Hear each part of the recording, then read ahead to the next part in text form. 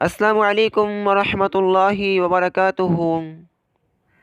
محترم سامعین، ہم آپ کے سامنے سوشل ایونز میں سے ایک انتہائی قابل افسوس ایون جس کو تمباکو نوشی کہا جاتا ہے اس کا ہم تذکرہ کرنا چاہتے ہیں کہ تمباکو نوشی کیا چیز ہے اور شریعت اسلامیہ میں اس کا کیا حکم ہے، اور بہت سارے لوگ اس کو جائز قرار دینے کے لیے کون کون سے دلائل پیش کرتے ہیں۔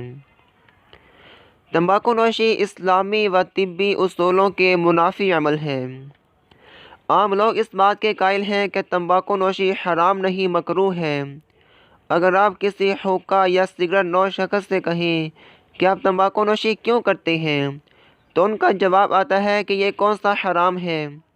بعض لوگ یہ بھی کہتے ہیں کہ تمباکو نوشی کو حرام اور خلاف اسلام کہنا بے جا تشدد اور سختی ہے۔ بعض لوگ ان خیالات کا اظہار بھی کرتے ہیں کہ تمباکو نوشی میں کون سی نقصان دہ چیز ہے، یہ فقط دھواں اور ہوا ہے جو کش لگانے کے بعد فضا میں چھوڑ دی جاتی ہے۔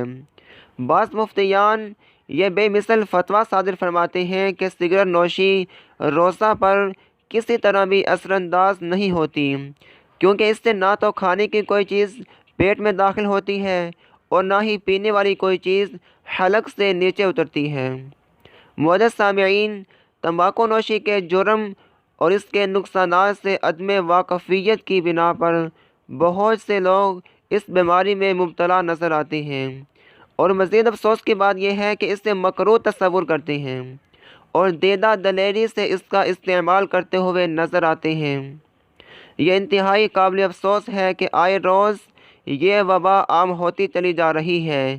حقیقت یہ ہے کہ امت مسلمہ کے بے شمار افراد جہاں تمباکو نوشی کی غلیظ عادت کو پورا کرنے کے لیے بہت باری مالیت صرف کر کے معیشت کو نقصان پہنچا رہے ہیں، وہاں اپنی صحت اور اسلامی معاشرے کی تباہی کا باعث بھی بن رہے ہیں۔ ہمارا متفقہ نظریہ ہے کہ تمباکو نوشی حرام اور خلاف اسلام ہے اور اس کو مکروہ کہنا زبردست غلطی ہے۔ سنن ابی داؤد میں آپ صلی اللہ علیہ وسلم کی حدیث مبارکہ ہے۔